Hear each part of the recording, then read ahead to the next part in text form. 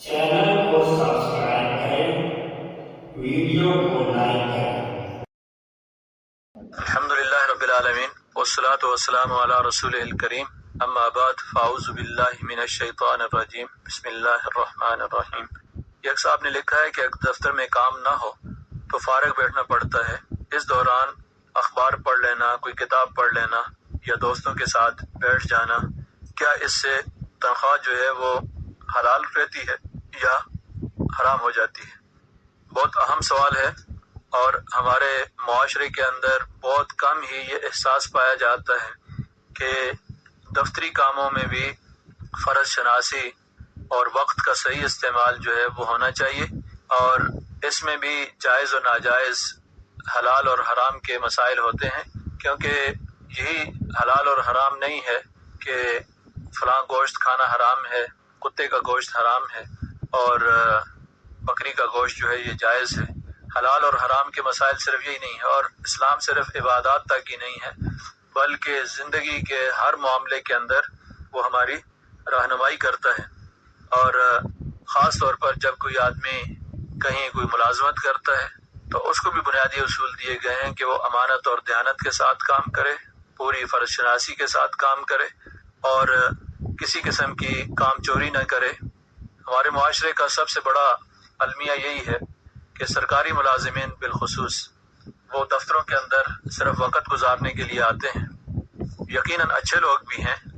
अमानतदार और दयानतदार लोग भी हैं, लेकिन अक्सरियत ऐसी है कि वो हुकूमत से तनख्वाह तो वसूल कर लेते हैं, अपने इदारे से तनख्वाह ले लेते हैं और उन्हें मालूम होता है कि महीने के आखिर में वैसे भी तनख्वाह तो मिल जानी है, काम करें या ना करें, वक्त पर आए या ना आए, वक्त का सही इस्तेमाल करें या ना करें। तो इसमें भी जो 6 घंटे का या 7 घंटे का जो वक्त भी इदारे ने मुकर्रर किया है, तो वो 6 घंटे का मतलब ये है कि रोज़ाना वो 6 घंटे की तनख्वाह वसूल करता है। अब अगर एक शख्स 6 घंटे के बजाय 3 घंटे दफ्तर के अंदर गुजारता है और बाकी आने के अंदर भी ताखीर, जाने में जल्दी चला जाता है, तो इसका मतलब ये है कि उसने यहाँ पर भी नाप तोल के अंदर कमी की। वैलुल मुतफ्फिफीन, हिलाकत है उन लोगों के लिए जो नाप तोल के अंदर कमी करते हैं। नाप तोल के अंदर कमी यही नहीं है कि कोई चीज़ वज़न करते वक़्त कम तोली जाए, बल्कि ये भी है कि जितना वक्त आपको दिया गया है और 7 घंटे अगर दिए गए हैं तो 7 घंटे में 2 घंटे 3 घंटे अगर ज़ाया कर दिए, उनका इस्तेमाल गलत किया, गपशप के अंदर इस तरह के औकात चले गए, तो ज़ाहिर है कि इसके मुकाबले में जो तनख्वाह वो ले रहा है इन 3 घंटों की जो उसने ज़ाया किए हैं, वो तनख्वाह उसके लिए जायज़ नहीं है। और रिज़्क़ हलाल के अंदर उसने मुश्तबे चीज़ की और हराम चीज़ की आमेज़श कर दी है। तो रिज़्क़ हलाल ये एक बहुत बड़ा चैलेंज है हमारे लिए, और ये वही शख्स कर सकता है जिसके दिल के अंदर खौफ खुदा हो, अल्लाह ताला के सामने जवाबदेही का एहसास हो, वो पूरी फर्शनासी के साथ कि मुझे कल अल्लाह ताला के सामने जवाब देना है। अगर 7 घंटे का मुझे काम दिया गया है तो मुझे 7 घंटे काम करना चाहिए, 5 घंटे का काम है तो 5 घंटे करना चाहिए। अलबत्ता आपने जो सवाल पूछा है कि बाज़ औक़ात दफ्तर में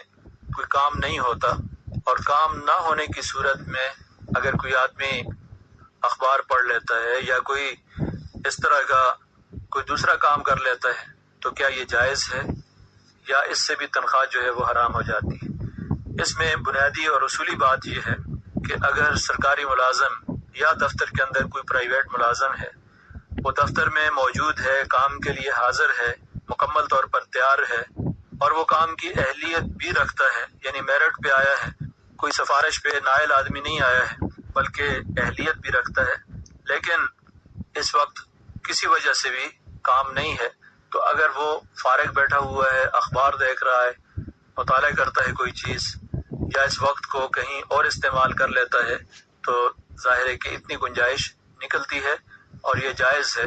इसमें कोई हरज नहीं है। लेकिन आम तौर पर ऐसा बहुत ही कम होता है जहाँ पर लोग इदारों के अंदर किसी शख्स का तकर्रुर करते हैं तो, और वो शख्स अहलियत की बुनियाद पर आया हो, तो बहुत कम ऐसा होता है कि वहाँ पर काम मौजूद ना हो। काम होता है, सिर्फ काम चोरी ज़्यादा होती है, फर्शनासी नहीं होती, अमानत और दयानत के साथ काम नहीं किया जाता और इस वक्त को ज़ाया किया जाता है। तो ये सूरत हाल जो है یہ درست نہیں ہے، اور اس حوالے سے ہمیں اس بات کا بھی پوری طرح شعور ہونا چاہیے کہ رزق حلال جو ہے یہ عبادت ہے، اور حرام کھانے سے انسان کی نہ دعائیں قبول ہوتی ہیں نہ عبادات قبول ہوتی ہیں۔ اس معاملے میں ہمیں بہت زیادہ احتیاط کرنے کی ضرورت ہے کہ اللہ تعالیٰ نے آپ کو ایک روزگار دیا ہے تو اس کا حق ادا کریں، اور